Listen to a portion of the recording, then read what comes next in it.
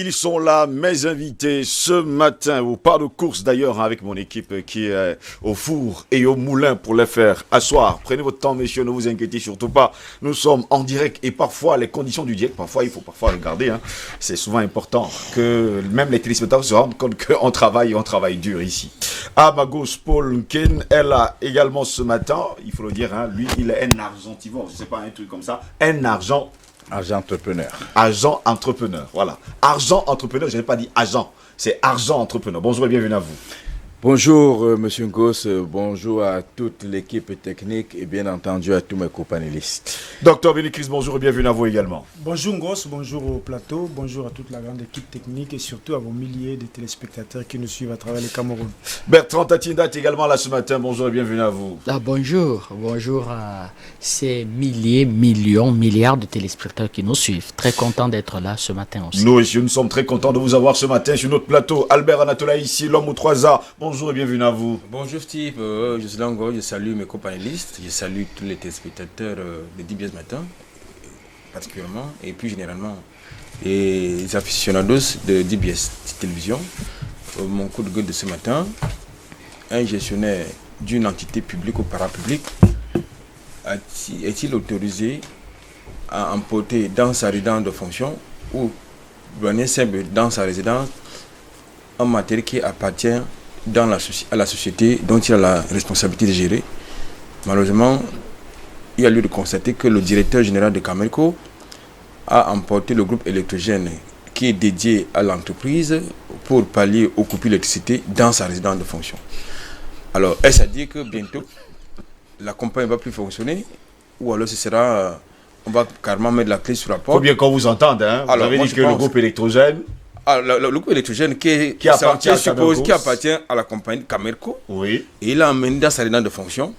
Ça veut donc dire que lorsqu'il y a des stages, eh bien, le travail s'arrête à Camerco. Le travail s'arrête à Camerco, mais chez lui, bon, tout va bien. Il dort, en tout cas, mieux que les autres. En tout cas, vous êtes sur DBS Matin, commençons le débat. Et messieurs, comment le FMI fabrique d'ailleurs la misère? Le FMI a allégé la dette de 19 pays africains, lutte contre le Covid-19. 19 pays africains ont reçu d'ailleurs une aide d'urgence du Fonds monétaire international pour alléger leurs dettes et faire face à la pandémie. Eh bien, le FMI a débloqué, il faut le dire, messieurs, 135 milliards de francs CFA pour le Cameroun. Le conseil d'administration du FMI a statué sur le dossier du Cameroun le 4 mai dernier, a sorti d'un avis favorable pour le décaissement avec effet immédiat d'une enveloppe de 135,56 milliards de francs CFA, soit 226 millions de dollars en vue de renforcer le plan de riposte contre la propagation du Covid-19.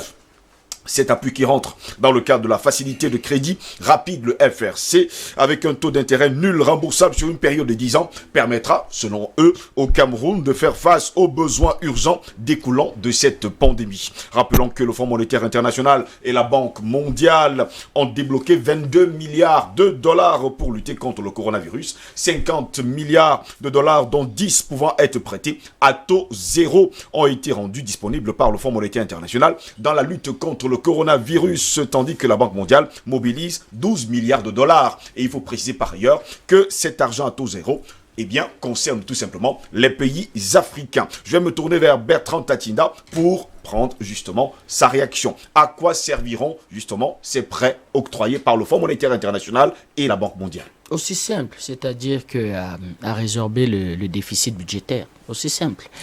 C'est-à-dire que d'après les ministres des Finances et un certain nombre d'analystes, le Cameroun aurait pratiquement 800 milliards de déficit budgétaire. C'est-à-dire que les 800 milliards vont en grande partie être en quelque sorte des recettes en moins. Le budget avait été bâti sur une base de quoi? De $52 le baril. On en est pratiquement à $20 le baril. Et le coronavirus a amené le gouvernement à prendre un certain nombre de mesures. D'abord 7 mesures, 13 mesures, 19 mesures. Et on s'est rendu compte que l'économie était pratiquement à l'arrêt. était pratiquement à l'arrêt. On a échappé de justesse à 2 grèves des professionnels de transport, les enseignants, le personnel médical, et tout le monde, ça n'allait pas. Je ne parle même pas de tout ce qu'on appelle l'industrie du tourisme, l'industrie de la nuit. Je vous ai expliqué ici que l'industrie de la nuit, c'est quoi? C'est 30% de notre produit intérieur brut. À partir de là, vous avez un certain nombre de mesures. Je vous en donne quelques-unes. Première mesure, 25 milliards pour apurer les stocks de crédit TVA. Ça, c'est une mesure que le gouvernement va prendre. Le report de la taxe foncière. La taxe foncière, en fait, c'est pour les propriétaires immobiliers. Elle est généralement payée au plus tard le 15 mars. Report foncier, la taxe foncière jusqu'en septembre. L'État va exonérer, en fait, ce qu'on appelle l'hôtellerie de ce qu'on appelle la taxe de séjour. La taxe de séjour avait été, en fait, une taxe qui avait été émise, en fait, en surplus pour les hôteliers, je crois, la loi de finances d'il y a 2 ans. Vous avez le secteur informel ne va plus s'acquitter de l'impôt libératoire. Les taximans seront acquittés en quelque sorte de la taxe de stationnement. Les porteurs, les poids lourds vont s'acquitter en fait de la taxe à l'essieu. Vous avez une certaine déductibilité de l'impôt sur les sociétés. Donc vous voyez, le gouvernement va prendre des mesures. Et ces mesures, il faut les financer. Il faut les financer. Je vous ai toujours dit ici, au-delà de ça, dans un autre pays, vous aurez pu le financer par votre banque centrale et aussi par ce qu'on appelle, les encours de la dette. Si on regarde déjà l'architecture en termes de recettes que l'État va avoir, l'État a reçu du G20, l'État du Cameroun, un report de l'encours de sa dette qui lui fait en quelque sorte une réserve de 230 milliards. L'État va lever 70 milliards sur le marché de ce qu'on appelle le marché des obligations de la CEMAC. L'État a ses 135 milliards du Fonds monétaire international. Là-bas, il va y mettre 210 milliards. On tourne autour de 615 milliards. Il en reste encore, en gros, 200 milliards. Et c'est pas fini au ministère des Finances, encore que le gouverneur, en quelque sorte, de la BEAC, commence à émettre des sons de cloche, comme si on pourrait aller vers une dévaluation avec l'évaluation du franc CFA, justement. Donc, vous voyez, donc, c'est très, très difficile pour l'État d'arbitrer entre une réelle envie d'assurer la sécurité sanitaire des Camerounais et en même temps avoir cette contrainte de continuer à faire fonctionner l'État et à faire fonctionner l'économie. C'est un jeu d'équilibre, ce qui n'est pas facile. Tous les pays du monde sont soumis à ça. Dans d'autres pays, c'est même pratiquement la banqueroute. Ils sont en Europe à 160% de taux d'endettement. Mais eux, au moins, ils ont la planche à billets. Ben oui, même la planche à billets a une limite. Si vous faites tourner la planche à billets selon vos fantasmes, vous n'échappez pas à l'inflation, vous n'échappez pas à une dévaluation, vous n'échappez pas à une monnaie qui ne vaut plus rien. C'est-à-dire que jeter de l'argent comme ça dans le circuit économique sans véritablement avoir au bout, comment je vais dire, que des produits qui peuvent être demandés de façon à soutenir la monnaie, c'est compliqué. Même chez eux. D'ailleurs, il n'y a plus de solidarité en Europe parce qu'il y a un grand débat en ce qu'on appelle l'Eurogroupe, les grands pays européens, et puis ce que j'appelle les pays un peu moins influents, où l'Eurogroupe demande à ce que carrément on met sur pied un fonds de solidarité, et des pays nordiques comme la Suède, la Norvège, qui sont nettement mieux gérés, qui ont des réserves, expliquent que non, qu'eux, ils ne peuvent pas assumer en quel déficit et l'endettement des pays comme l'Espagne, le Portugal et l'Italie. Donc même chez eux, c'est extrêmement compliqué. Chez Donald Trump aussi, il était parti pour le plein emploi, son bilan économique est pas mal, mais là, ça va devenir très très dangereux parce qu'on parle déjà pratiquement de 17 millions de personnes qui ont été mises en chômage technique. 17 millions de personnes. Hier, je regardais les chiffres, il était au-dessus de 70 000 décédés déjà pour le Covid. Donc, c'est compliqué pour les États. Donc, c'est une situation qui ne concerne pas que les pays de la CEMAC. On a beaucoup de pays qui sont que pétroliers. C'est une situation qui concerne un peu, comment je vais dire, que tous les pays mondiaux. C'est une grande scène économique. On verra à peu près comment cela va se faire. Mais l'État du Cameroun n'avait vraiment pas le choix que de faire appel à, comment je vais dire, que aux apports extérieurs pour pouvoir boucler ce déficit budgétaire qui est pas mince. 800 milliards en gros. C'est énorme pour un pays de 5 000 milliards de budget. Albert Anatole, ici, à un moment donné, on a l'impression que depuis que cette crise du Covid-19 a démarré, on s'attendait justement que les pays africains tombent et justement tendent la main au Fonds monétaire international et à la Banque mondiale. Mais écoutez, c'est tout à fait naturel que les pays africains fassent la manche comme d'habitude. Nous avons très souvent évoqué la problématique de l'endettement de l'autonomie financière dans le cadre de cette tribune, notamment dans le cadre de la prise en charge des effets de la pandémie du Covid-19 dans le tissu économique. Nous avons convoqué par exemple le rôle que devraient jouer les banques centrales. Malheureusement, les banques centrales un compte dit sur liquide ne peut pas malheureusement financer les effets économiques de ce Covid-19. Malheureusement, comme d'habitude, nous sommes allés aux institutions de Bretton Woods pour prendre une bouffée d'oxygène, mais à quel prix? Parce que le côté court nous informe que c'est à taux zéro, mais je voudrais quand même vous indiquer que sur 10 ans d'ailleurs, les institutions de Bretton Woods sont constituées d'entités privées et quelquefois de personnes morales et même physiques. Ce qui suppose donc que ce sont des capitalistes qui sont là pour faire du profit, pour gagner de l'argent. Ce ne sont pas les philanthropes. Donc c'est quoi le prix? Je crois que le gouvernement gagnerait à nous dire déjà quel que c'est le prix à payer. Pas seulement le gouvernement camerounais, mais la plupart des pays africains qui sont allés aux institutions financières internationales. Il me semble, j'ai lu quelque part sur les réseaux sociaux, d'une source fiable, que dans le projet d'essai clinique qui est envisagé sur le continent africain, notamment dans le cadre du fameux vaccin BCG dans le cadre de la lutte contre le Covid-19, pour pouvoir être éligible, n'est-ce pas, à cette bouffée d'oxygène financière auprès des institutions financières internationales, notamment la Banque mondiale, le Fonds monétaire international, il faudrait accepter de pouvoir, il faudrait accepter ces essais cliniques chez soi. Donc, certainement, c'est le côté caché de la chose, mais il faut quand même indiquer, c'est juste une digression, que nos dirigeants ont le droit de négocier ce qu'ils veulent avec les institutions financières internationales, mais les populations ont également le droit de refuser ces aventures. Il y a un projet unique qui est caché derrière, n'est-ce pas, c'est le sollicitude du Fonds monétaire international et de la Banque mondiale. Mais c'était prévisible. Déjà, le gouvernement a commencé par là, il fallait a terminé par là, il fallait commencer parce que jusqu'ici, il faut faire des correctifs budgétaires parce que la pandémie est passée par là. Oui.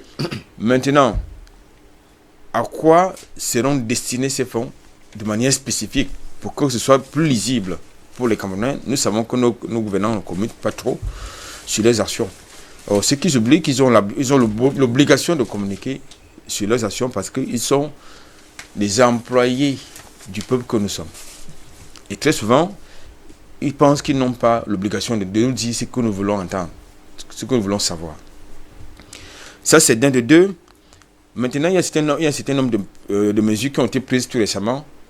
Les 19 mesures que le gouvernement a prises dans le cadre, n'est-ce pas, de l'assouplissement des mesures de confinement volontaire. Ouais. Ça nécessite de l'argent qu'il faut prendre quelque part. Il faut continuer, l'État doit pouvoir continuer à respecter ses engagements vis-à-vis de ses citoyens. Il y a des projets, un certain nombre de projets qui ont été lancés. Certains sont en arrêt, d'autres avancent tant bien que mal. Il faut continuer à payer le personnel de l'État. Il faut payer la dette intérieure. Il faut accompagner le secteur privé par rapport à certains accords. Donc cela nécessite des financements. Vous savez qu'un État, c'est une machine, c'est un appareil. Pour que ça fonctionne, il faut l'argent. Maintenant, dans le contexte actuel, ça va être très difficile, d'autant que dans notre environnement, nous avons des planificateurs qui ne planifient rien et qui ne sont pas dans la prospective, oui, qui ne sont pas dans la vision, qui ne sont pas dans l'anticipation. Donc, très souvent, ils sont dans la réactivité et non dans l'anticipation. Donc, c'est ce qui suppose donc que j'ai le sentiment que nous ne sommes pas très loin de la dévaluation des francs CFA parce que nous ne sommes pas très loin encore des plans d'ajustement structurel, ce qui va encore plomber les économies de nos États. Donc justement, moi je pense que nous avons beaucoup d'économies sur le continent africain et au Cameroun. Il va falloir qu'ils nous sortent la solution miracle. Paul Nkendu, jusqu'à preuve de contraire, on ne prête pas l'argent pour rien. Il y a toujours une contrepartie derrière. Le Fonds monétaire international, la Banque mondiale, on le sait, ne prête pas l'argent pour rien. Même s'ils nous disent haut et fort que c'est à taux zéro sur 10 ans. Il doit y avoir forcément une contrepartie. Oui, avant de revenir sur votre question, je voudrais annoncer que des chercheurs néerlandais viennent d'identifier un anticorps monoclonal qui est à mesure de neutraliser le virus qui est en train de décimer nos peuples. Oui, bien entendu. Et que dans les jours à venir, il y a de fortes chances que des gros moyens qui seront mis à leur disposition nous permettent effectivement d'éradiquer le mal. Mais toutefois, on ne connaît pas encore de date, mais c'est une avancée majeure. C'est vrai que l'Union européenne a d'ailleurs voté, il faut dire comme ça, en téléthon, près de 7,5 milliards d'euros, justement pour lutter contre... Alors, concernant le Fonds monétaire international, il faut savoir que, comme mon collègue de l'autre côté disait, il y a des privés qui sont derrière. Oui. Bien entendu, on ne perd pas de l'argent pour s'amuser. Et actuellement, il y a beaucoup d'argent qui circule à travers le monde. On cherche même des preneurs. Moi, je représente depuis quelques jours une entreprise espagnole qui a beaucoup d'argent à prêter pour la réalisation des projets gouvernementaux. C'est parce qu'il y a eu le Covid que je n'ai pas pu continuer en tout cas approcher l'État pour leur en parler, mais ce sera fait dès que possible.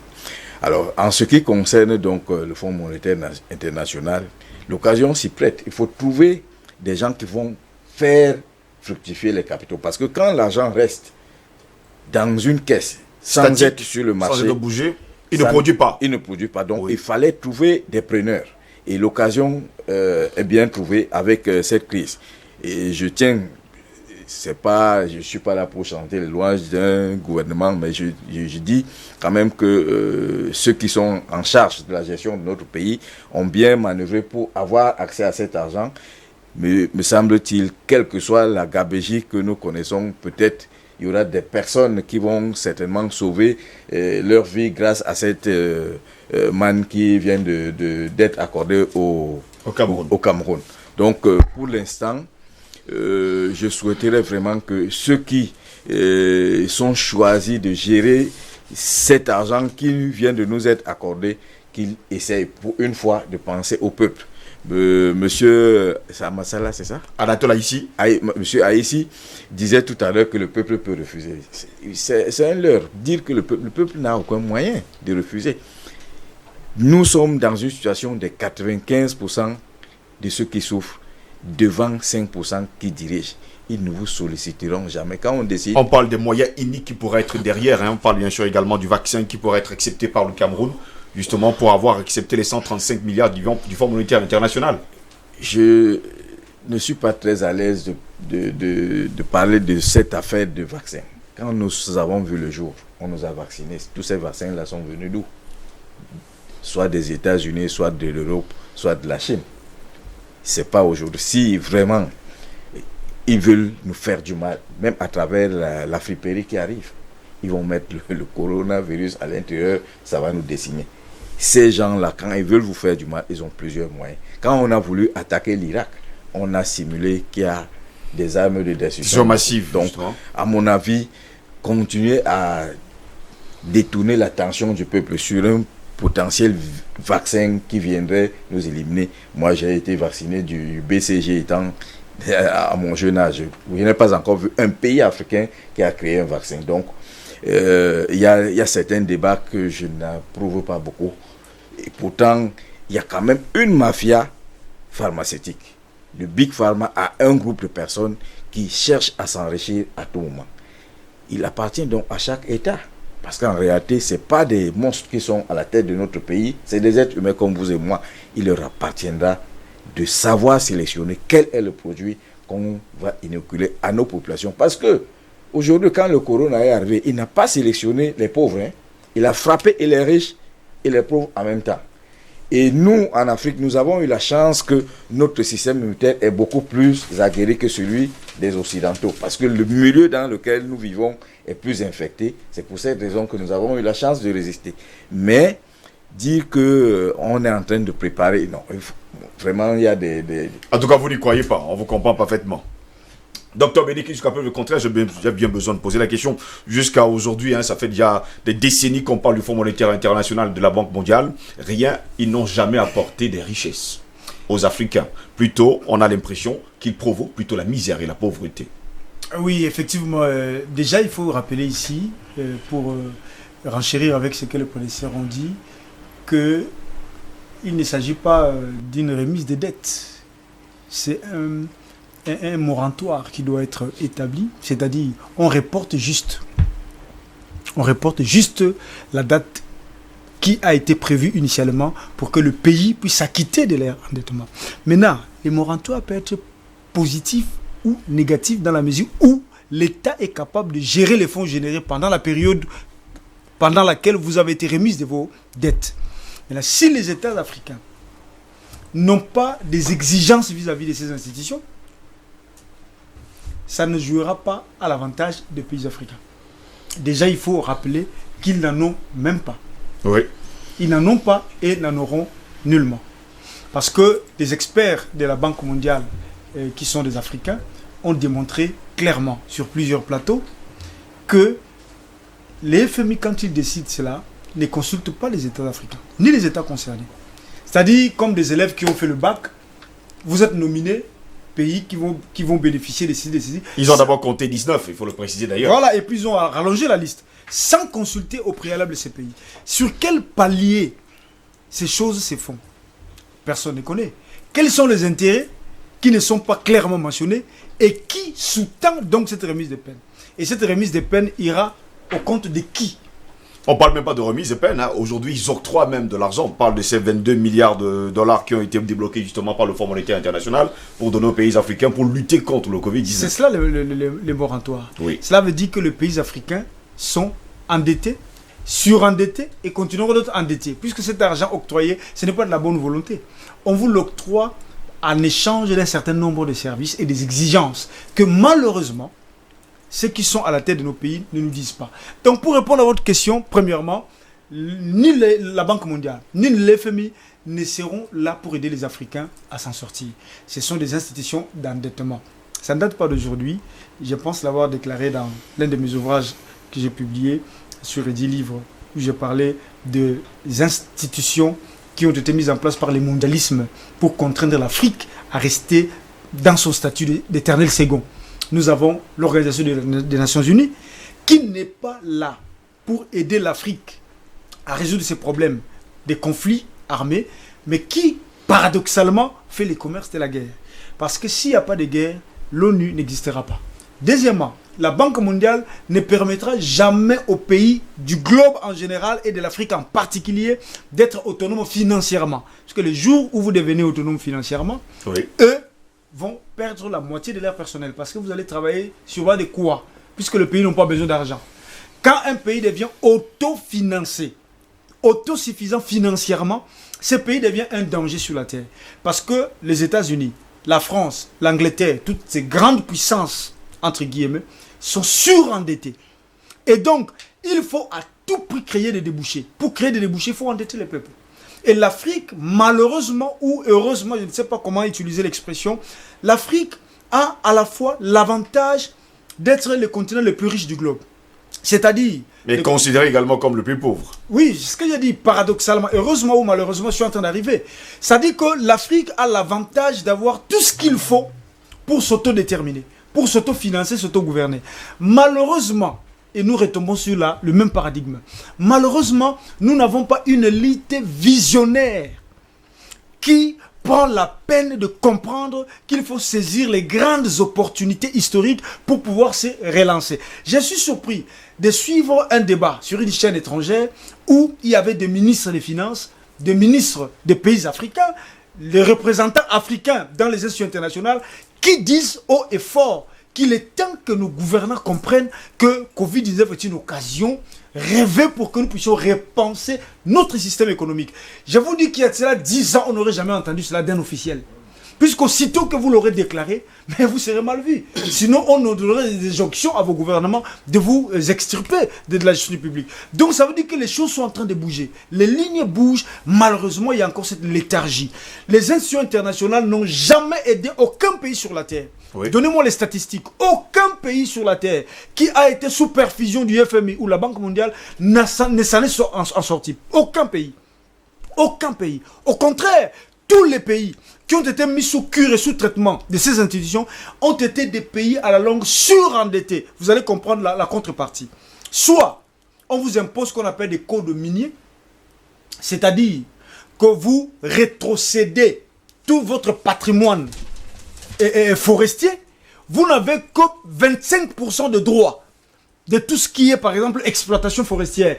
Tous les restes, exploitation biologique, chimique, scientifique, tout ce qui est minéré, sol et sous-sol, appartient à ces lobbies qui financent. Et paradoxalement, quelqu'un a dit que derrière le FMI, etc., il y a des privés. Non, mais le FMI, c'est une institution privée. Ce n'est pas une institution étatique. Public, oui. C'est ce qu'on appelle la loi internationale, l'internationalisme. C'est du privé. Puisque c'est un groupe de gens qui pensent que la majorité des humains ne sont pas capables de prendre des décisions fiables et que la liberté est dangereuse pour les humains. Il faut donc une caste d'individus pour prendre des décisions à la place de la majorité et leur imposer des normes et des principes à suivre. Et c'est ainsi que vous voyez, quand le pays africain commence à prendre conscience des enjeux géostratégiques, géopolitiques, avec les ressources que nous disposons, une élite qui prend conscience en Afrique devient incontournablement un danger pour le mondialisme aujourd'hui. Donc pour chuter Steve, je dirais que c'est un danger aujourd'hui que les chefs d'État africains ne comprennent pas le jeu. On n'a pas besoin de continuer dans le cycle d'endettement. La politique de la main tendue n'aidera jamais l'Afrique à se développer. La politique de la main tendue n'aidera jamais le pays africain à s'auto-gouverner. Il faut à tout prix que nous arrivions, n'est-ce pas, aujourd'hui, par exemple, à repenser notre système économique en fonction des richesses que nous disposons pour que demain, nous puissions surasseoir notre souveraineté sur des bases autonomes sans, n'est-ce pas, subir la pression des injections internationales. Mais tentative finalement, à un moment donné, tous les pays africains qui prennent des prêts du Fonds monétaire international et de la Banque mondiale vont s'endetter encore et encore et encore, et il sera en pétition. Ben ouais, c'est le cercle de l'endettement. Je crois que les pays africains ont pris conscience de cette histoire et commencent à comprendre qu'il faille déjà qu'ils regardent dans une autre direction. Déjà pour parler du vaccin, il faut dire que ce qui est embêtant derrière le vaccin, c'est le projet. C'est le projet, c'est-à-dire qu'on veut faire à la limite de chaque vacciné un code barre. C'est-à-dire que les Africains doivent le comprendre ça. C'est-à-dire qu'aujourd'hui, vous avez une certaine, au-delà même des États, vous avez des individus qui veulent régenter le monde. Vous avez des grandes, comment je vais dire, des grandes organisations qui sont en quelque sorte donatrices de l'OMC, qui veulent gérer le monde. Bill Gates, par exemple, il circule aujourd'hui sur le site du département d'État et de la Maison Blanche une pétition qui demande de faire arrêter Bill Gates et de le poursuivre au crime contre l'humanité. Donc, en tant que tel, le vaccin n'est pas, comment je vais dire, assez embêtant. Un, déjà, il faudrait que les Africains puissent produire leur propre vaccin. Oui. Et deux, dans cette histoire de Covid-19, des gens veulent régenter le monde. À savoir que si on arrive à ficher chaque être humain, à pouvoir même téléguider ses envies, à pouvoir orienter son comportement, on devient maître du monde. Parce qu'on peut décider aujourd'hui d'en faire un alcoolique et au préalable de produire de l'alcool. Vous voyez que c'est toujours, comment je vais dire, que des visées assez machiavéliques. Donc l'Afrique devrait faire relativement attention à ça. C'est pour ça que, en encourageant effectivement le Covid organique de Madagascar, je prends même les distances. Parce justement, je voulais me poser la question, pourquoi ne pas encourager justement on encourage, mais nous commençons à avoir une certaine complicité avec des chercheurs américains et des fondations qui sont un peu, comment je vais dire, dans cette réflexion-là. Donc c'est à voir, nous sommes prudents. Il faut que l'Africain soit relativement prudent. En ce qui concerne l'endettement, vous faites comment ? Quand vous n'êtes pas indépendant sur le plan souverain, et quand vous n'avez pas de souveraineté, et surtout quand vous n'avez pas une union panafricaine, une union, comment je vais dire, politique, qui planche sur ces questions-là. La question de l'endettement devait être en quelque sorte une réflexion à large échelle. Un pays seul ne peut rien faire. Je rappelle que même le Nigeria, c'est le premier produit intérieur brut africain. C'est 489 milliards de dollars. Le Nigeria vient de prendre 3,4 milliards de dollars du Fonds monétaire international. Moi, j'étais scandalisé. Je rappelle qu'un pays comme l'Angola aujourd'hui, c'est les premières réserves en termes de pétrole et de gaz. Vous savez ce que le Fonds monétaire international demande à l'Angola, géré par la Sonangol. C'est le pétrole et le gaz angolais qui a vaincu l'impérialisme en Angola. C'est-à-dire que Agostinho Neto, Dos Santos ont mis ce pétrole au service de la souveraineté de l'Angola. Et l'Angola se battait contre le monde. Même cette Chine-là a joué souvent un très mauvais rôle en Afrique. Mao Zedong va prendre position pour Jonas Savimbi, au vu de sa confrontation avec l'Union soviétique en Asie de l'Est. Mais le Fonds monétaire international demande à l'Angola de privatiser la Sonangol. C'est la Sonangol qui gère le pétrole et le gaz angolais, c'est-à-dire du cash flow. Comment vous pouvez demander à quelqu'un de privatiser sa richesse souveraine?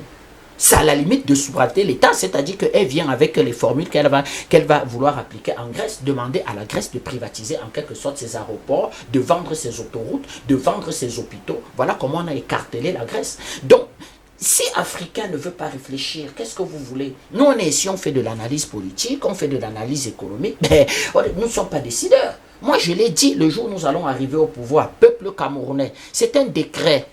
Lors de la convention de mon parti politique, le professeur Alaka, grand fiscaliste, sans doute l'un des meilleurs de son monde, va nous expliquer comment ça se crée une monnaie. Il nous a dit une chose, un décret. Deuxième, sécurité du président de la République. Eh bien, un référendum. Peuple camerounais, est-ce que vous voulez qu'on se dote d'une monnaie? Oui. C'est ça qui garantit la sécurité du président de la République. C'est-à-dire que le fait que la population dise qu'on se dote d'un instrument de souveraineté. C'est la souveraineté qui lutte contre le coronavirus, je l'ai dit. Tous les pays qui vont arriver à vaincre le coronavirus et en sortir grandir en fait de cette déstructuration de l'économie et même de mode de vie, ce sont les pays d'abord relativement souverains. La Chine a fait comment pour vaincre le coronavirus? La Chine a vaincu le coronavirus par sa souveraineté et par sa force économique.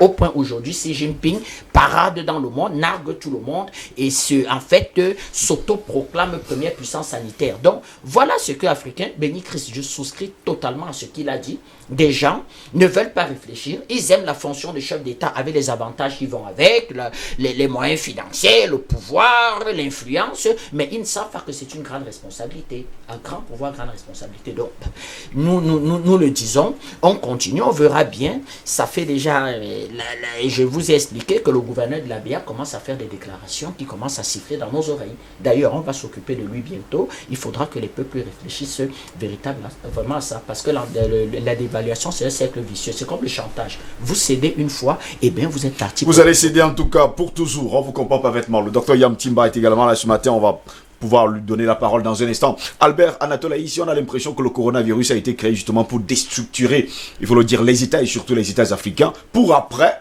leur donner de l'argent, enfin, pour après les endetter, pour qu'ils restent et demeurent justement sous endettement et sûrement sous asphyxie, il faut le dire, asphyxie économique.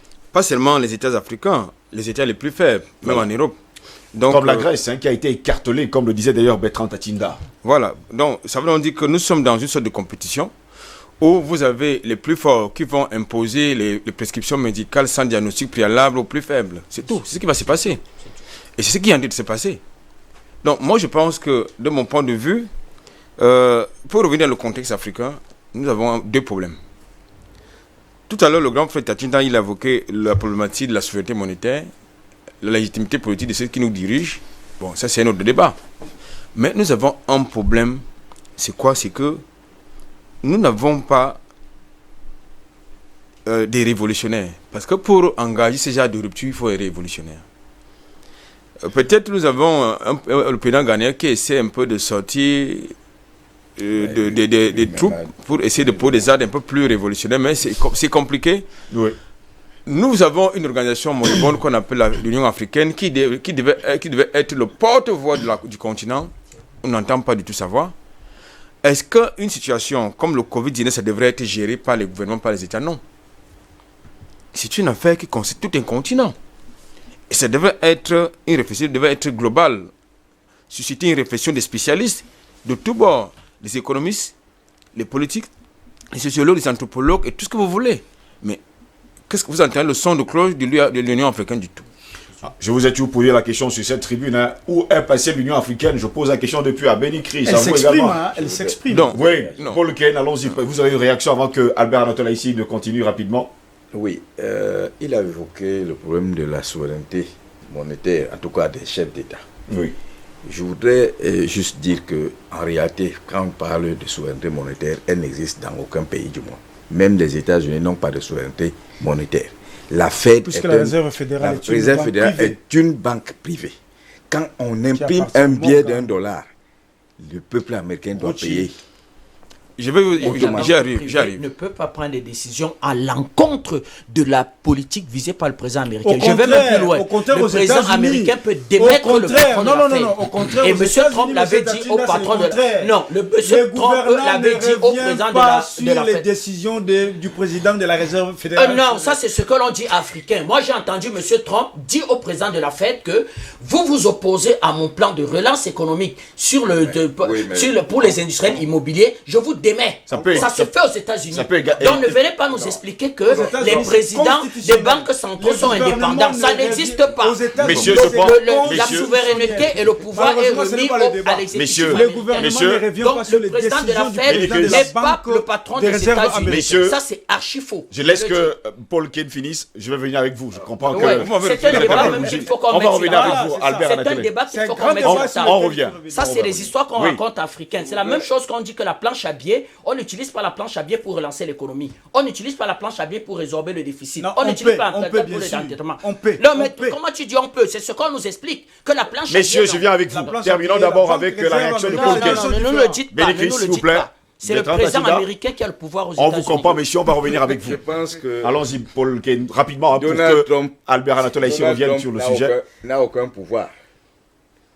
Non, pour vous, Donald Trump n'a aucun pouvoir. C'est la Fed qui a tout. Je vous rappelle, quand Donald Trump venait d'arriver au pouvoir, il a voulu déclassifier les éléments d'enquête liés à la mort de Kennedy. On le lui en a empêché.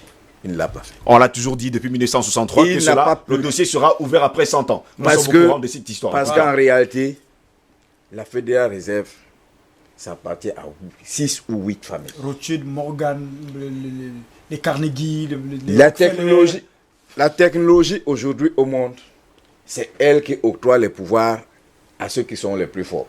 Ouais. Voici pourquoi un homme comme Bill Gates est devenu très puissant parce qu'il a maîtrisé la technologie.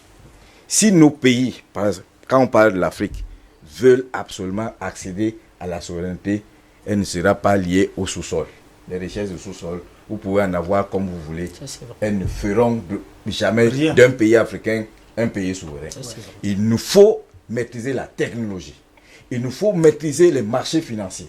Il nous faut former des traders qui entrent dans les marchés financiers. Et aujourd'hui, nous avons la chance d'avoir Internet. Avec Internet, nous avons accès aux mêmes marchés financiers que les traders qui sont aux États-Unis, New York, à Londres. Grâce à cette formation. Vous allez me parler, par exemple, de... Bon, monsieur, allons-y. Vous avez terminé avec votre réaction. Albert Anatole ici va continuer rapidement parce que je vais faire venir... Oui, non, le problème, c'est que là, ça allait pas... Monsieur, c'est le débat. Ne vous inquiétez pas. On va s'entendre finalement. Non, je crois qu'on va s'entendre pendant que je suis on va s'entendre. Non, c'est pour dire quoi? Non. La monnaie... Il y a une souveraineté monétaire. Oui. Je suis désolé pour monsieur. Il y a une souveraineté monétaire. Vous allez, il y a quelqu'un qui s'occupe de la planche à billets. Oui, c'est son job, c'est son business. Mais la souveraineté monétaire appartient à qui? C'est à un État. À l'État. Qu'est-ce qu'on dirait? C'est ça qu'il s'agit. Donc moi, je voudrais vous dire une chose. Pour continuer dans mon propos, nous n'avons pas cette souveraineté monétaire parce que le Covid-19, nous avons l'habitude de le dire dans le cadre de cette tribune, c'est une opportunité. Oui.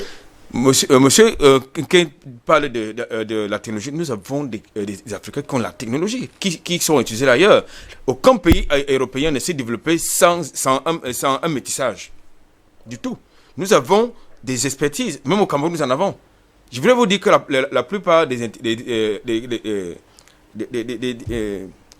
jeunes qui ont permis à Orange d'être ces leaders qui est maintenant en train de perdre son rang, ce sont des Camerounais qui ont mis en place le logiciel qui permet de gérer tous les services que vous connaissez. Malheureusement, parce qu'ils ont été licenciés. Beaucoup ont été licenciés, nous le savons. Vous constatez aujourd'hui, il y a des perturbations au niveau des réseaux. Nous avons les intelligences. Ce ne sont pas les Français qui ont mis cette technologie-là en place. Donc, c'est pour dire quoi? C'est pour dire que moi, je pense qu'il faut une réaction concertée entre les dirigeants africains. Ce n'est pas une affaire de la Côte d'Ivoire, de la RDC, du Cameroun, du Sénégal, du Tchad.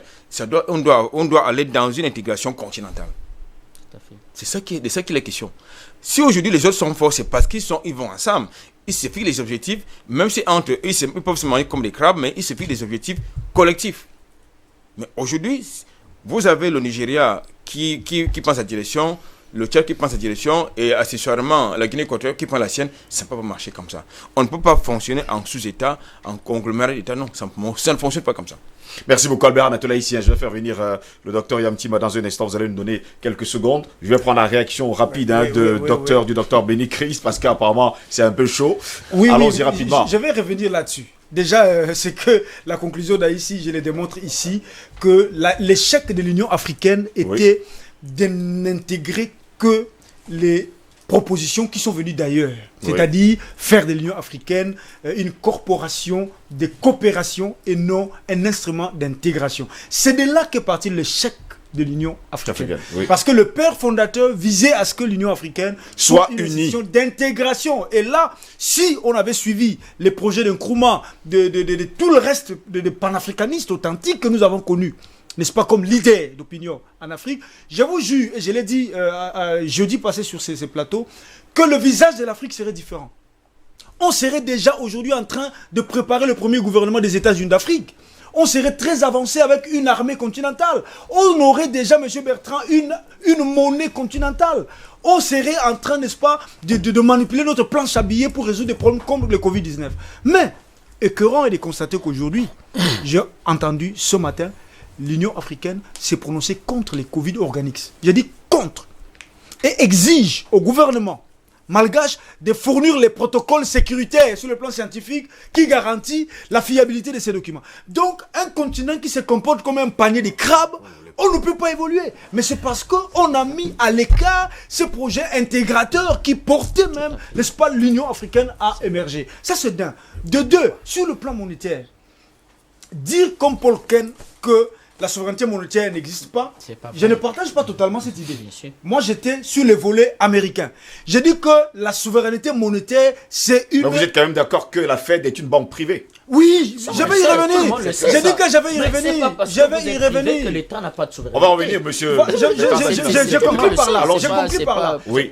J'ai dit que la souveraineté monétaire est l'apanage de l'État. Bien sûr.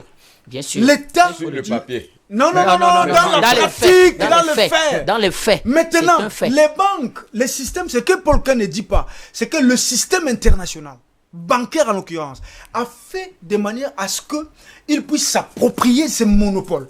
Et c'est illégal. Si le peuple du monde comprenne ce qui se passe, je pense que le peuple va se relever. Et quelqu'un a dit ça. Sans vous couper, Béni Christ, les marchés, par exemple, ont chassé l'état de l'économie réelle. Or, aujourd'hui, avec le coronavirus, les marchés sont relativement, même, entre guillemets, en situation très compliquée et appellent l'État au secours. Donc, l'État est obligé, en tant que de venir injecter l'argent dans le marché et de relancer le marché. L'État est souverain. Oui. Mais donc, je vais chuter une seconde. Allons-y. Et je pense que Ford a dit quelque chose. Il a dit, si seulement le peuple de l'humanité découvrir la mafia qui existait derrière les banques, de s'approprier de leur pouvoir décisionnel, je pense que le lendemain on se réveillera avec une révolution qui mettrait tout en déboulade. Merci beaucoup. Dr Yambozo, bienvenue à vous également. Bonjour. Vous avez trouvé que le débat est déjà un peu plus chaud.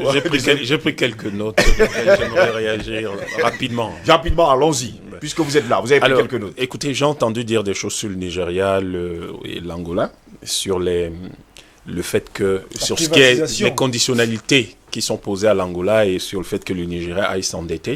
Vous savez, nous défendons l'Afrique, mais nous ne défendons pas les individus ou les autorités. Le Nigeria, c'est l'un des pires exemples de mauvaise gestion qui existe sur ce continent. C'est même une honte.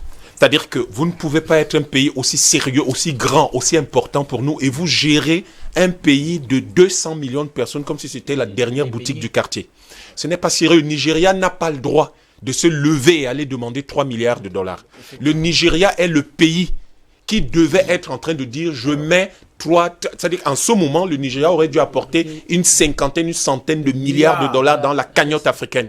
C'est une honte. Et il faut que les Africains apprennent à se dire les vérités. Les yeux dans les yeux, en se disant frérot, on va ensemble, mais là, tu as merdé. Et c'est le même problème avec l'Angola. Quel que soit ce qui se passe en Afrique, il faut que nous sachions nous dire la vérité. Vous ne pouvez pas avoir... Aujourd'hui, tout le monde voit tous les scandales de corruption qu'il y a en Angola. Les Angolais ont pillé leur propre pays. Le clan dos Santos a pillé son propre pays. Et actuellement, le président qui est là essaie de colmater les brèches. Mais il était au cœur du système. Il savait ce qui se passait. Donc, les Africains doivent revenir à une saine gestion. C'est le cas de pays comme le Cameroun qui vont tendre la main pour demander 135 milliards au FMI rapidement pour soutenir la lutte contre le Covid-19. Mais c'est d'un scandale, c'est d'une stupidité incroyable. Excusez-moi, le thème il est fort, mais il est précis. On ne tend pas la main pour aller acheter des masques et des compresses. On tend la main quand on va acheter un scanner parce qu'il est rentable, il rapporte de l'argent et on rembourse. On ne va pas s'endetter pour dire on va aller acheter des voitures qui vont transporter des médecins. Non! On tend la main pour prendre 135 milliards parce qu'on construit un hôpital. Parce que là, il est rentable. Il faut que les gens cessent de penser qu'un État ne doit pas être rentable. Et c'est ça les problèmes de mauvaise gestion de l'Afrique. Tous sont là, ils pensent, ceux qui sont dans la zone CFA, alors là, ils ont leur chanson de tous les jours. Ah, on n'a pas de monnaie. Attention, ce n'est pas parce que nous disons tout le temps ici qu'il n'y a pas de monnaie que vous n'avez pas le droit de bien gérer vos pays. Alors. Nous aimons tous le jazz. Pourquoi j'aime le jazz particulièrement? J'aime pas le jazz parce que c'est simplement de la musique. J'aime le jazz parce que toutes les musiques ont des contraintes, des règles. Mais le jazz est la seule musique à l'intérieur de laquelle on vous laisse la liberté d'improviser. C'est-à-dire de prendre des décisions qui vous confortent et qui vous permettent d'exprimer votre style et qui vous rendent responsable de votre musique. Et surtout de votre talent. De votre talent. C'est ça que nous devrions être en train de faire. Malgré les contraintes internationales, malgré des accords léonins et coloniaux, nous devons pouvoir gérer de façon saine nos États. Nous ne pouvons pas nous permettre, un pays comme le Cameroun, de dire que nous n'avons pas 135 milliards pour gérer une pandémie. Mais tout ce qu'on fait, tout ce qu'on lève comme impôt va où? Chaque année. Ça va où? Il est quand même inadmissible qu'en 6 ans, ça c'est les chiffres de la CONAC, on détourne 2000 milliards et quand nous faisons face à la pandémie du Covid, on dit qu'on n'a pas d'argent. Mais finalement, on a quoi? On fait quoi? Les gens dirigent quoi? Ils gèrent quoi? Ça c'est la première chose. La deuxième chose, la monnaie. Dans le cas du Cameroun, nous n'avons pas besoin d'un référendum. La monnaie, la liberté de créer notre propre monnaie est garantie dans notre constitution. Vous pouvez aller le lire. Première chose. Deuxième chose, les accords de coopération de l'Union monétaire de l'Afrique centrale sont tels que le jour où nous ne voulons plus, c'est une simple lettre de sortie. On n'a pas besoin de quelque chose de particulier. Une simple lettre de sortie qu'on envoie à l'un des États membres, mais de préférence au Congo, à Brazzaville. Oui. Terminé. Et on sort de là. Donc, en fait, le process est simple. Le président prête serment, la lettre est prête, il la signe, il expédie, on scanne, on envoie par email et ensuite on envoie un courrier express et il signe son décret. Immédiatement après, il signe son décret. Créant sa nouvelle monnaie. Pas en 3 jours, il crée la monnaie en 2 heures. C'est-à-dire que le temps qu'il prête serment, 1 heure, il vient, il signe la lettre et il signe le décret qui crée la monnaie. C'est tout. Non, quand on parle de 3 jours, c'est le process. Le premier jour, le peuple décide. C'est-à-dire, le gouvernement décide. C'est déjà le deuxième jour, parce que c'est dans la Constitution. On parle au Parlement. C'est le Parlement. On n'en a pas besoin. C'est déjà. Non, c'est déjà dans la Constitution. Donc on n'a pas besoin de tout ce process. Toutes les cautions, c'est déjà écrit. Je ne sais pas. C'est pas tout à fait le cas. Mais chez nous au Cameroun, c'est déjà dans la Constitution. Donc on n'a pas besoin de tout ce process par le législatif. La troisième chose, j'ai noté, attention aux questions des banques centrales. Vous avez beaucoup de banques, il y a des banques centrales publiques et des banques centrales privées. Beaucoup de pays ont adopté des banques centrales privées. Attention, les États-Unis, la Fed n'a pas toujours été une banque privée. Au moment où les États-Unis accèdent à l'indépendance, c'est une banque centrale publique. Au moment. À ce moment-là, la Fed est créée bien plus tard. Bien sûr, voilà. Et créée sous la pression des grandes familles d'affaires aux États-Unis, après donc la constitution des grands monopoles du 19e siècle. Très bien. Parce que la Fed ne date pas du 18e. Ah oui. Et donc, ce qui se passe, aujourd'hui, la tendance est de dire, oui, mais c'est ce qui crée la richesse qui doit pouvoir contrôler la banque centrale parce que les politiques, vraiment, ils vont faire des choses et la corruption, etc. Mais c'est n'importe quoi. Vous pouvez pas, soit vous êtes là, vous êtes des hommes d'affaires, soit vous dirigez le pays. Le problème est que la monnaie est au cœur de tout. Et que toute la politique économique du gouvernement est basée sur la politique monétaire qui est élaborée par la Banque centrale. Or, si quelqu'un élabore la politique monétaire et la politique du crédit, cela veut dire qu'au fond, c'est lui qui détermine la politique économique. C'est pour cette raison que beaucoup de pays comme la Chine ou la Russie ont des banques centrales publiques. L'une des grandes controverses qu'il y a en Afrique du Sud aujourd'hui reste le statut réel de la Banque centrale. Parce que l'ANC voulait une banque centrale publique. Elle ne l'est pas. La banque centrale sud-africaine reste une banque centrale privée contrôlée par les Open Meyer, lesquels étaient au cœur du système de l'apartheid, ce qui est une injustice terrible pour les populations africaines d'Afrique du Sud. Donc, la question de la Banque centrale amène à répondre à la question de la souveraineté monétaire. Mais qu'est-ce qu'on entend par souveraineté monétaire en réalité? La souveraineté monétaire peut s'entendre de deux façons. Soit elle s'entend par opposition aux autres États, et dans ce cas, ça signifie vous avez une monnaie, vous n'en avez pas une. Dans ce cas, les États-Unis sont effectivement une souveraineté monétaire parce qu'ils ont leur dollar. Maintenant, quand vous parlez du Cameroun, nous n'avons pas de souveraineté monétaire parce que nous n'avons pas de monnaie propre. On peut le voir de cette façon-là. Alors, les gens nous disent la technologie, oui, mais ce n'est pas la technologie qui détermine la vision du monde. La technologie est un petit élément au cœur d'une vision du monde. Quand vous faites un projet de société, ils peuvent fonder ça sur la technologie. Ceux qui maîtrisent... C'est pas une question de partage. C'est pas une question de partage. Lorsque vous élaborez un projet de société, la technologie est l'un des aspects de ce projet de société. C'est pas tout. C'est pas que la technologie qui constitue votre projet de société. C'est ça que je dis. Donc, et aujourd'hui, le problème des Africains relativement à la technologie, c'est qu'on nous a laissé croire justement que comme en 2020, nous ne fabriquons pas des avions, alors nous ne pourrons pas le faire. Non. La technologie, en matière de science, la technologie représente 25% des connaissances scientifiques disponibles, pas plus. Ça, c'est ce que les gens doivent savoir. Donc, il suffit que nous mettions en place ce qu'il faut pour ça, des incubateurs d'entreprises, de la recherche en développement, parce qu'on a la recherche fondamentale et la recherche appliquée. Vous mettez ça en place, vous rattrapez votre retard rapidement. Au XXe siècle, avant, on disait en sciences économiques qu'il faut 100 ans pour un pays pour se développer. Il y a eu 2 exceptions. La Corée du Sud et Israël, qui se sont développés en moins de 50 ans. Aujourd'hui, on sait qu'il est possible de développer un pays en une génération, c'est-à-dire autour de 20-25 ans. Tout simplement en utilisant ces éléments de connaissances qui indiquent que vous pouvez arriver, vous avez 25% de toutes les connaissances qui sont concentrées dans la technologie. Elle n'est que ça, elle n'est pas tout. La science est beaucoup plus vaste et la technologie, c'est 25% des connaissances. Je parle effectivement de la science. Quand je fais allusion à la technologie, je vais peut-être... Et il faudrait pas se tromper dans ce monde en croyant qu'il est ouvert. Le monde n'est pas ouvert. Les choses, les applications auxquelles accède un trader américain, au Cameroun ne peut pas y accéder. Il faut le savoir. Si vous dites à la plupart des Africains, vous vous êtes jamais demandé pourquoi il n'y a pas de moissonneuse-batteuse en Afrique? Dans toute l'Afrique, il n'y en a pas une seule. Est-ce que vous le saviez?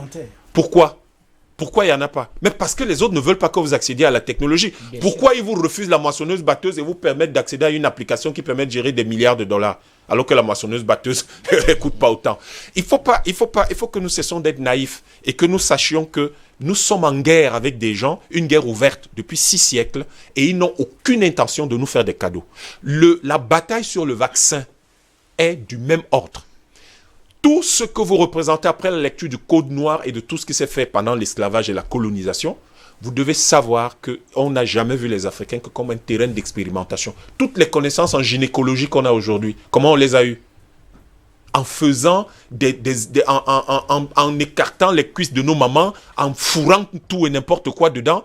C'est des images dures, mais je veux que les Africains sachent que c'est comme ça que le monde s'est constitué. Il ne s'est pas constitué en pensant que vous êtes assis à Douala au Cameroun et vous accédez à ce que fait le gars qui est à New York et qui est tout blanc. Non, ça ne se fait pas comme ça. Il y a des limites, il y a des zones auxquelles vous n'accédez pas, il y a des espaces auxquels vous n'accédez pas parce qu'ils estiment que c'est le cœur de leur système et ils ne vous laissent pas y accéder.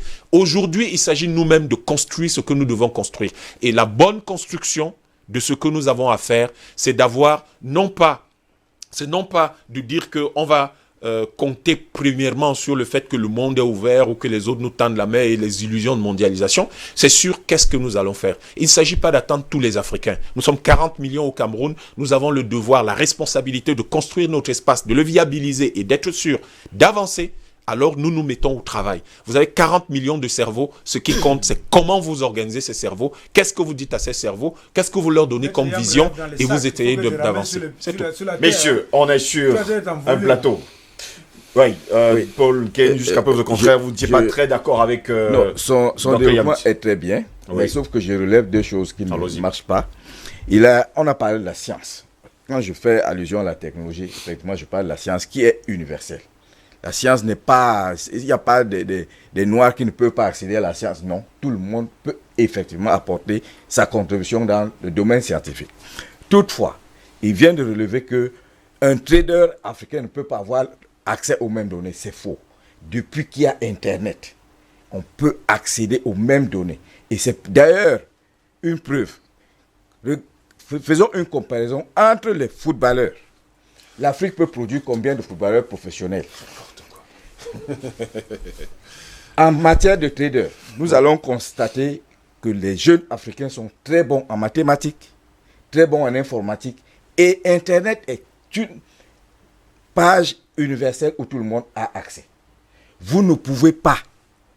Vous savez quand même que sur Internet, il y a des informations que vous n'aurez jamais accès. L'Africain n'a pas accès aux mêmes données que l'Occident. Une fois de plus, ça c'est des informations auxquelles j'ai accès quand même. Je ne raconte pas des histoires. Je vous comprends parfaitement. Je vous parle des choses que moi je vérifie. Actuellement, j'ai mon fils, mon premier fils. Il est trader. Il a accès à tous ces marchés. Il n'a jamais pris l'avion pour aller ailleurs. Il travaille dans le marché financier, étant dans sa chambre. C'est possible. Donc ne nous dites pas que nous sommes dans l'ordre du vouloir. Tous les jours, l'Afrique devrait, alors que ça se passe désormais. Ça se passe.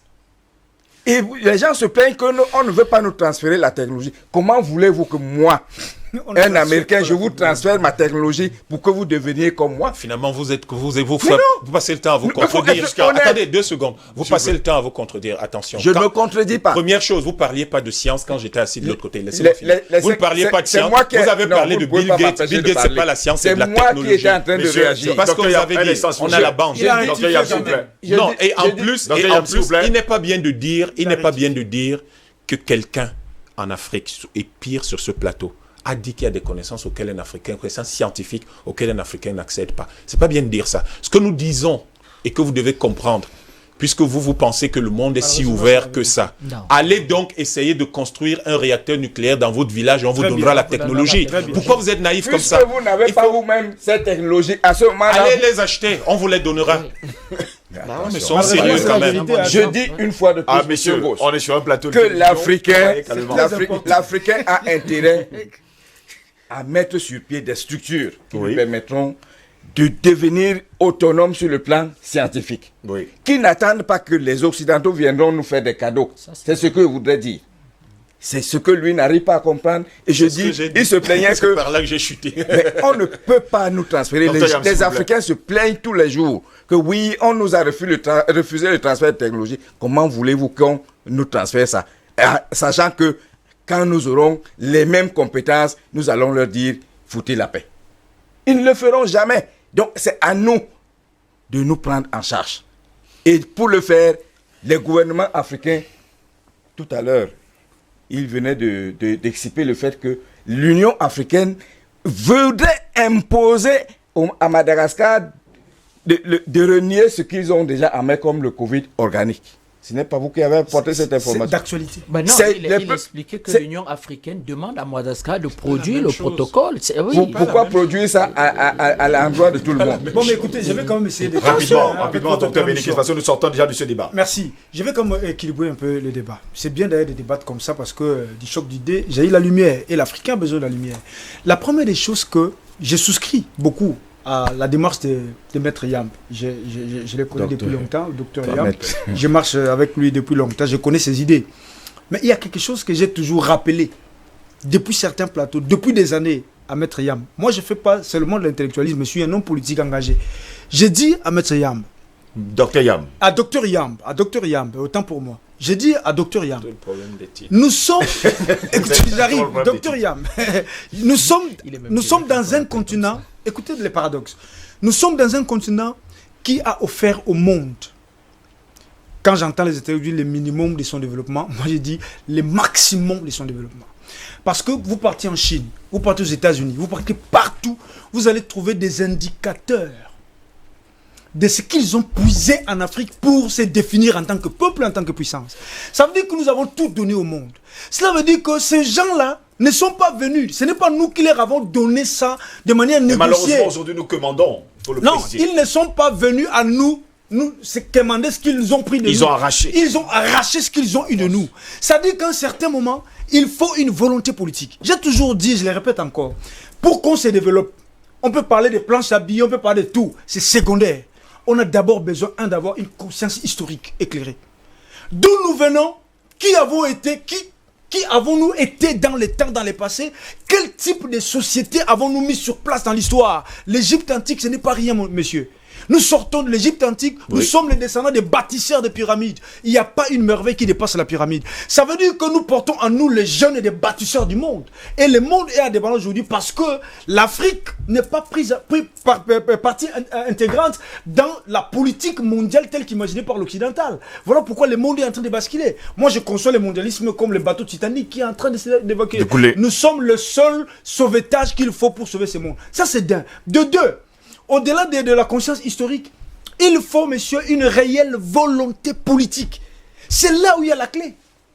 Comment pouvez-vous décrire ce que vous avez décrit tout à l'heure? Un pays comme le Nigeria se comporte comme il se comporte, comme si on gérait une boutique. Comment un pays comme le Cameroun, avec toutes les intelligences que nous avons au Cameroun, peut se comporter comme si on partait commander les masques? Va commander justement 135 milliards de dollars de francs CFA, alors qu'on peut faire des masques sur le connaissons pas ce qu'on appelle la volonté politique. La volonté politique, c'est quoi? Ce que je me réveille ce matin, j'ai d'abord une vision de ce que je veux que l'Afrique soit demain. Partant de cette vision, j'évalue tous les éléments de base. Parce que la vision politique, ce n'est pas un politicien qui se réveille le matin, qui fait alliance avec le gouvernement, qui prend 300 millions et demain qui commence à insulter l'opposition. Non, c'est pas ça la vision. La vision, ça dit que vous avez réfléchi à ce que sera la justice. Vous avez réfléchi à ce que sera l'éducation. Vous avez réfléchi à ce que sera votre économie. Vous avez réfléchi à quel type d'homme vous voulez avoir demain et à quel type de société, dans quel type voulez-vous vivre et quels sont les moyens de base pour y arriver. Après, vous décidez en fonction des enjeux de l'heure. Ça dit que vous ne pouvez pas vous décider parce que nous sommes Camerounais. On se décide comme si le FMI n'existait pas, comme si nous n'avons pas été colonisés par les Français, comme si l'ONU n'existait pas. Non, non, monsieur. Il y a des enjeux auxquels nous devons réactualiser notre propension à se développer. Et nous allons confronter ces gens. Et quand on va les confronter avec les outils de base, c'est là qu'on peut s'auto-franchir. Si on ne peut pas arriver à ça, messieurs, c'est que je vois avec nos partis politiques. Moi, j'ai créé ce qu'on appelle les renouveaux panafricains, c'est-à-dire une sorte de matrice politique interafricain avec des partis politiques, prendre la vision panafricaniste à la base pour injecter dans tous les partis politiques. Monsieur, vous allez regretter. Vous avez quel pays en Afrique qui a un véritable parti panafricain à la tête de ce pays? Mais on vous comprend parfaitement. Voilà les problèmes, monsieur. Maintenant, Tatinda, nous sommes en train de sortir de ce débat. Sauf que moi, je pense qu'on s'impose au leadership. C'est-à-dire que la question de base est pour moi fondamentale est de savoir si des Africains peuvent renoncer à une forme entre guillemets d'occidentalité en fait qu'ils ont en eux. Que ce soit clair, c'est-à-dire que les peuples, est-ce que l'élite africaine peut décider de ne plus aller en France? Est-ce que l'élite africaine peut décider de ne plus manger comme le français? Est-ce que, or, à partir du moment où ils savent que vos élites, en fait, vos populations sont entre guillemets corrompues, vous ne pouvez pas avoir la conscience que M. Béni Christi est cherché à vous développer. Il est question de savoir si véritablement, pour développer l'Afrique, l'Afrique peut régulièrement peut regarder dans son passé, peut regarder dans sa façon de faire fi en fait de comment je vais dire que de l'influence occidentale et de voir comment, à partir de son propre creuset, porter son propre développement. Messieurs, nous sortons de ce débat. Docteur Yam, vous avez le mot de fin, justement, pour éclairer la lanterne de nos téléspectateurs que cachent justement les prêts du FMI aux pays africains, parce que jusqu'à preuve du contraire, vous l'avez dit, c'est une absurdité que le Cameroun puisse prendre d'ailleurs un prêt de 135 milliards pour importer des masques et tout ce qui va avec. La vérité est que il faut comprendre que la facilité de crédit rapide à laquelle a eu accès taux zéro, le Cameroun fait partie des éléments auxquels vous pouvez accéder lorsque votre État est en faillite. Et ça, ce sont des choses graves. Parce que ce que cela signifie, c'est que notre État, officiellement, sur le plan international, est reconnu comme en faillite. Oui. C'est ça que ça veut dire. Mais comment notre État peut se reconnaître comme étant en faillite? Défaillant. Comment est-ce possible? Comment on peut expliquer ça? Et pour quelle raison est-ce que c'est par le FMI qu'on l'apprend? C'est par un prêt du FMI que nous apprenons que notre État est officiellement en faillite. C'est ça que ça veut dire. Mauvaise gestion, mauvaise gouvernance. En réalité, ce que cachent ces prêts, c'est tout simplement la mauvaise qualité de la gestion de nos pays. Et c'est une absence totale de vision nationaliste, patriotique et de développement de nos pays. Il est temps que, à chaque fois, nous sachions lire entre les lignes et que nous prenions la peine de lire entre les lignes. D'autre part, si nous commençons aujourd'hui, il y a des choses qui n'étonnent pas. Depuis quelque temps, l'État du Cameroun essaie de lever de l'argent sur les marchés financiers. Il n'arrive pas à faire 100%. La réponse du marché est toujours une claque ou un applaudissement. Il n'y a pas de demi-mesure. C'est une claque quand vous n'arrivez pas à faire les 100%. C'est un applaudissement. Quand vous le faites, vous le dépassez. On se souvient ici des moments où, par exemple, la communauté urbaine de Douala voulait lever les fonds et se retrouvait à lever près de 1000% de ce qu'elle demandait. L'État du Cameroun qui voulait lever 150 milliards se retrouvait avec des propositions jusqu'à parfois 2-3 fois plus. Cela veut dire, et aujourd'hui, quand nous voulons lever 100 milliards, en avons péniblement 60, 56 ou 60. Cela veut dire que le marché ne fait plus confiance. Cela veut dire que les informations stratégiques de notre pays indiquent clairement que ça ne marche pas. Il faut comprendre que, au niveau international, l'une des raisons pour lesquelles les Camerounais sont toujours surpris de la façon de la tolérance de la communauté internationale, c'est que, au fond, ceux qui gèrent le Cameroun le gèrent en accord avec eux.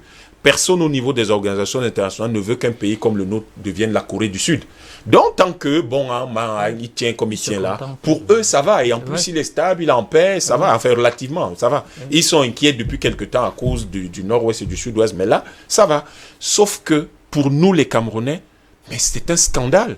Vous ne pouvez pas avoir toute la force, toute la puissance de la jeunesse que nous voyons là. Oui. Jeunesse, toute l'énergie de l'intelligence, des intelligents et de la créativité que nous voyons un peu partout, et rester un pays de cette taille. Donc, au fond, ce que ça cache, c'est cette mauvaise qualité de la gestion, mais ce que ça révèle est peut-être plus important pour nous. Ce que ça révèle aux Camerounais, c'est qu'il est temps que ceux qui savent deviennent ceux qui agissent. Donc, que les intellectuels camerounais décident maintenant en s'asseyant sur leur capacité, sur leur expertise, qu'ils utilisent cette expertise au service du peuple. Il n'y a pas 1000 endroits où on redresse un peuple. On le redresse en ayant le pouvoir politique pour orienter. Parce que lorsque Béni Chris parle de la conscience historique et de la volonté politique, il y a une chose qui précède tout ça, c'est votre vision. Si vous avez la vision, c'est là que vous vous rendez compte que la conscience historique, la vision précède. C'est là où vous sentez la conscience historique, elle est fondamentale, et que la volonté politique viendra du fait que c'est ça, en fait, la mise en action de l'implémentation de votre vision. Donc, aujourd'hui, vous me demandez de dire quelque chose relativement à ces prêts. Première chose, on n'en avait pas besoin. Parce que si on avait géré le pays correctement, la CONAC ne serait pas en train de dire tout le temps que de façon presque systématique, 2000 milliards ont été détournés. Les 6 ans, on détourne 2000 milliards. Ce qui veut dire que depuis le début de ce siècle, on a détourné au moins 6000 milliards de notre propre pays et nous tendons la main pour 135 milliards. Et lorsque nous tendons la main pour 135 milliards, je sens qu'il va y avoir de sérieux problèmes avec la décision qui devrait être prise par rapport à continuer ou pas dans le cadre de l'Union monétaire de l'Afrique centrale et de France CFA. Et donc, c'est ça qu'il faut se poser comme question. Et il faut toujours se demander, c'est le dernier point sur lequel je voudrais... Allons-y rapidement parce que le temps nous est parti. Lorsque vous avez un pays comme le nôtre, lorsque vous êtes en crise, lorsque survient une crise, la première réaction de tout un pays, de tous les pays, devrait être de suspendre les frais de bouche, donc à faire moins de réunions, donner moins de cocktails, faire tout ce qui est dépenses de prestige, d'abord de les arrêter. Et si vous prenez le Cameroun aujourd'hui, si vous regardez dans notre budget de fonctionnement, si vous enlevez toutes les dépenses de prestige, les frais de bouche, les missions, les machins qui sont suspendus là et tout le reste, on aurait pu, ça veut dire qu'on aurait pu collecter au moins 10 à 15% de notre budget de cette année, soit entre 500 et 750 milliards, qui auraient donc servi à lutter contre le coronavirus. C'est pour cette raison qu'il est totalement absurde et incompréhensible que nous soyons plutôt allés chercher 135 milliards. Messieurs, je vous dis merci d'avoir été là ce matin. Bertrand Tatinda, je vous dis merci. Beaucoup. Je sais que vous allez voyager dans un instant justement pour aller dans la capitale camerounaise. On vous dit d'ailleurs bon voyage. Merci. Je vous remercie d'avoir été là ce matin. Dr Yam, merci également pour tous vos éclaircissements sur ce sujet. Albert Anatola ici, directeur de publication du journal Le Cactus qui paraît sur le terrain national camerounais. Merci également d'avoir été là ce matin. Paul Ken, merci également d'avoir été là ce matin. Et sans oublier bien sûr Dr Béni Chris, merci également d'avoir été là ce matin. Tout de suite maintenant, vous l'avez bien compris, le monde est très chaud. Il fait vraiment très chaud dans le monde et le monde est chaud. Vraiment chaud. C'est ce que déclare d'ailleurs Tiken Jah Fakoly.